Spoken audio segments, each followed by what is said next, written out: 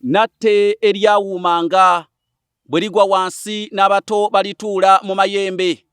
Bannange ekiwola bakikwasa ngalo, eddiba ly'engo balyesibya mu kiwato.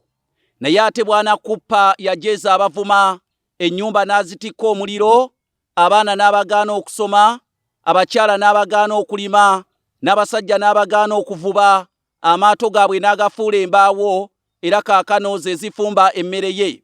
Bannange kanneeteme engalike ng'akaabira abaafa edda, mukkirize nneeyabye mu mpya z'ababaza ezitoosa bakyaze. Nze Kanoonya Juma omulangira ow'e ntuuse n'akanyomero kaffe akaganzi akayitibwa eddagala ly'Abaganda.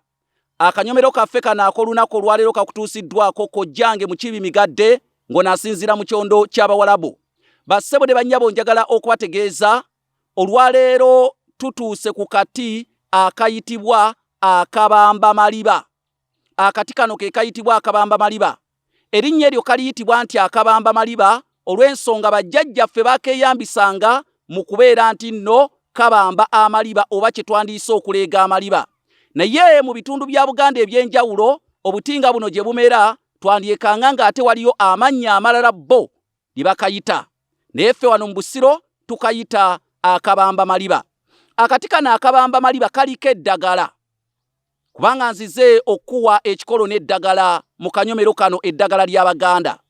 Kano akati bakajjako obukoola, naddala omuntu ng'abadde talya nnyama yonna. Obukoola obwo ne babusiikira mu nnyama y'embuzi. Nkukakasa lutemya lwaliisa ayinza okukavvula ennyama oluvannyuma lw'okulya ennyama y'embuzi esiikiddwamu obukoola bw'akati kano akayitibwa akabamba maliba. N'olw'ensonga eyo gwe wenna atalya nnyama, nkuwadde ekikolo n'eddagala.